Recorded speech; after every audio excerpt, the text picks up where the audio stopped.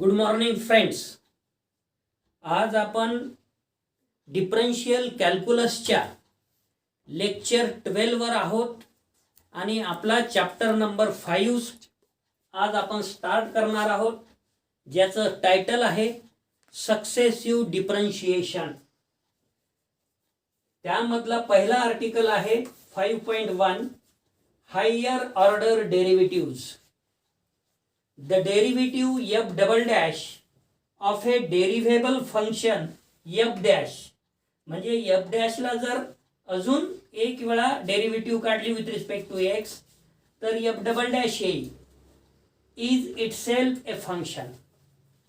We suppose that it also possesses a derivative which we denote by f double dash and call it the second derivative of f. f ची first derivative एक dash येईल, second derivative double dash येईल. The third derivative of f which is the derivative of f double dash is denoted by f triple dash and so on. Thus the successive derivatives of f are represented by the symbols f dash, f double dash, comma dot dot dot comma f raised to n. म्हणजे nth derivative of function f comma dot dot dot. याच्या पुढे जर आपल्याला अजून derivative काढायची असेल तर f raise to n plus 1 म्हणजे n प्लस 1th डेरिव्हेटिव्ह होईल, n प्लस 2th डेरिव्हेटिव्ह होईल and so on. where each term is the derivatives of preceding one. आणि आपल्या लक्षात येईल की याची डेरिव्हेटिव्ह ही आहे, म्हणजे व्हेरी फर्स्ट f डॅश ही कशाची डेरिव्हेटिव्ह आहे, फंक्शन f ची. f डबल डॅश ही कशाची डेरिव्हेटिव्ह आहे, f डॅश ची. याच्यानंतर f ट्रिपल डॅश ती कशाची डेरिव्हेटिव्ह येईल, f डबल डॅश ची. आणि इथं आहे f रेस टू n म्हणजे nth डेरिव्हेटिव्ह. याच्या आधी काय असेल, f raise to n minus 1 म्हणजे n मायनस 1th ची derivative f raise to n. आणि पुढे जर गेलात तर f raise to n plus 1, f raise to n plus 2 and so on. अशा पद्धतीनं आपण डेरिव्हेटिव्हला डिनोट करू शकतो. First derivative, second derivative, nth derivative, n plus 1th derivative and so on. Wear each term is the derivatives of preceding one. आधीच्या फंक्शनची derivative पुढची term आहे, त्याची डेरिव्हेटिव्ह त्याच्या पुढची टर्म. अशा पद्धतीनं आपण लिहिलेलं आहे. If we write y is equal to f of x, याचा अर्थ असा आपण लिहू शकतो y is equal to y of x which is equal to f of x. याला आपण असं सुद्धा आपल्याला लिहिता येईल, y is equal to y of x which is equal to f of x. The symbol y1 comma y2 comma dot dot dot comma yn comma dot dot dot.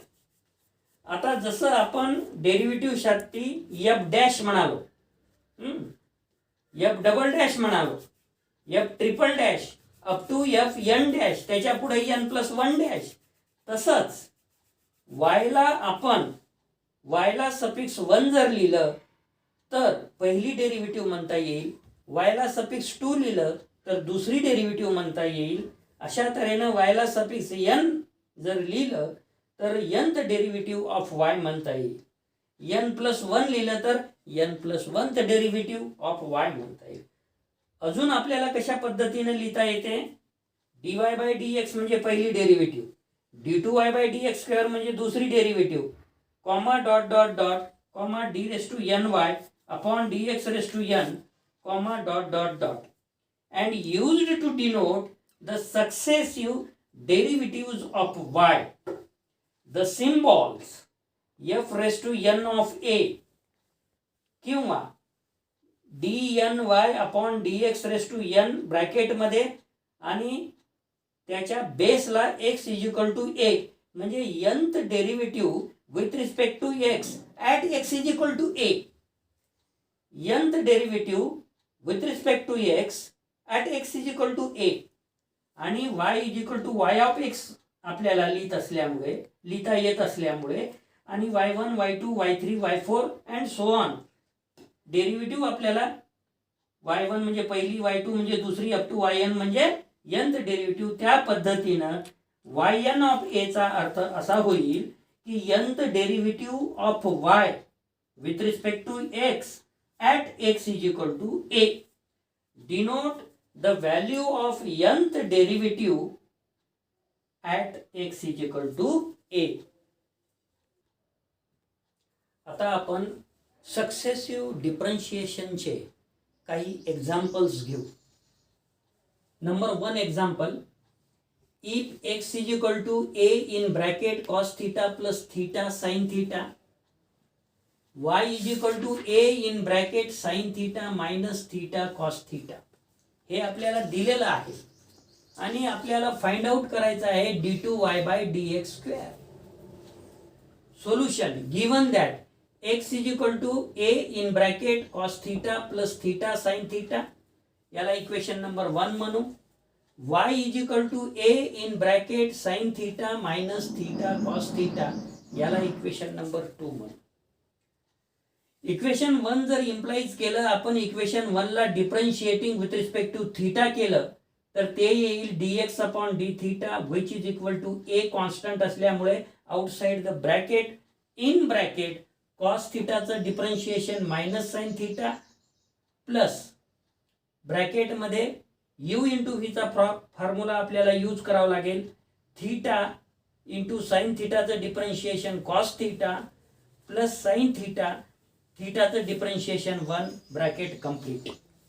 आता याच्यामध्ये minus sine theta आणि plus sine theta हे cancel होतात आणि शिल्लक राहते which is equal to a theta cos theta, याला equation number आपण 3 म्हणू. आता इक्वेशन 2 ला जर आपण इम्प्लाइज केलं तर dy बाय डी थीटा म्हणजे इक्वेशन 2 ला differentiate with respect to theta करतो आहे which is equal to a in bracket sine थीटाची derivative cos theta minus in bracket theta cos थीटाची डेरिव्हेटिव्ह मायनस साइन थीटा इथं लिहिलेला आहे, मायनस इथं लिहिलेला आहे, प्लस कॉस थीटाची डेरिव्हेटिव्ह 1 ब्रॅकेट कंप्लीट. हा मायनस असल्यामुळे कॉस थीटा आणि कॉस थीटा कॅन्सल होईल, मायनस मायनस प्लस होईल आणि इथं मिळेल तुम्हाला a थीटा साइन थीटा. हे झालं इक्वेशन नंबर 4. आपल्याला काढायचं आहे dy बाय dx. मग dy by dx which is equal to dy by D theta whole divided dx by D theta, याला चेन रूल म्हणतात, जे की तुम्ही 12th स्टँडर्डला dy by dx is equal to अशा पद्धतीनं लिहिलेलं आहे, dy by D theta into D theta by dx. So this is the chain rule.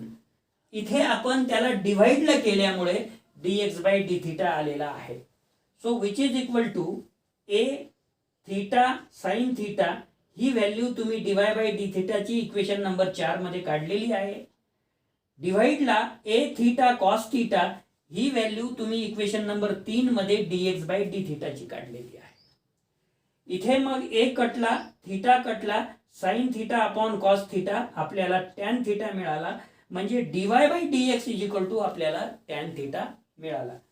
याला आता आपल्याला डिफरन्शिएट करायचं आहे with respect to x. Equation number 5 ला आपण डिफरन्शिएट केलेला आहे विथ रिस्पेक्ट टू x, म्हणजे हेच d2y divided by dx square which is equal to sec square theta into थीटाचं differentiation with respect to x is d theta by dx. परंतु d theta by dx ची value तुम्हाला dx by d थीटाच्या form मध्ये दिलेली आहे. मग आपल्याला dx बाय डी थीटाचीच व्हॅल्यू लिहायची असेल तर 1 upon dx by D theta लिहू शकतो आणि त्याची value into 1 upon a theta cos theta असं होईल, which is equal to 1 upon cos theta म्हणजे सेक थीटा, हा सेक स्क्वेअर थीटा म्हणजे which is equal to sec cube theta upon a theta. म्हणजे आता आपल्याला काय मिळालं हो, d2y/dx square equal to sec cube theta upon a theta अशी व्हॅल्यू मिळाली. इक्वेशन नंबर एक्झाम्पल नंबर 1 झाला आपला. आता एक्झाम्पल नंबर 2 बघू आपण. If y is equal to sine of sine theta दिलेला असेल तर prove that d2y/dx square plus tan x dy/dx plus y cos square x which is equal to 0 आपल्याला show करायचं आहे. सोल्युशन मध्ये given that y is equal to sine of sine x, equation number 1, याला differentiate केलं with respect to x, dy/dx is equal to मिळेल आपल्याला cos of sine x into derivative of sine x is cos x. पुन्हा differentiate केलं आपण with respect to x, d2y/dx square which is equal to, आता u into v वापरावं लागेल तुम्हाला, cos in bracket sin x, cos of sin x into derivative of cos x is minus sin x plus cos x, derivative of cos of sin x is minus sin of sin x into sin x derivative cos x. So this implies d2y/dx square. आता ही जी term आहे last term cos x हे होऊन जाईल cos square x, हे minus आणि sine of sine x म्हणजे y, म्हणजे आपल्याला इथे काय लिहिता येईल, d2y/dx square which is equal to minus sine x हा कॉस ऑफ साइन एक्स आणि ही जी दुसरी टर्म आहे याच्या बदल्यात minus y cos square x, जे की ड्यू टू इक्वेशन नंबर 1 मुळे आपल्याला लिहिता येते. त्याच्यानंतर दिस इम्प्लाइज d2y/dx स्क्वेअर, ही टर्म इकडे आल्यानंतर plus y cos square x. आता इथे मात्र dy/dx ची व्हॅल्यू काय माहित आहे हो आपल्याला, cos of sine x into cos x. आपल्याजवळ काय आहे, cos of sine x into minus sine x. म्हणजे याला जर आपण cos x न मल्टिप्लाय केलं आणि cos x न डिवाइड केलं तर काय होईल, इथे काय होईल, हे झालं minus sine x upon cos x, म्हणजे हे झालं टॅन एक्स, राईट. त्याला इकडे आणल्यानंतर ते होऊन जाईल प्लस टॅन एक्स आणि मल्टिप्लायचा जो कॉस एक्स आहे तो cos x into cos of sine x, cos x into cos of sine x. ही कशाची व्हॅल्यू आहे, dy/dx, म्हणून प्लस टॅन एक्स dy/dx. हे तुम्हाला इक्वेशन नंबर 2 वरून मिळालं. आणि आपल्याला हेच दाखवायचं होतं, काय दाखवायचं होतं, d2y/dx square plus tan x dy/dx plus y cos square x which is equal to 0. Thank you.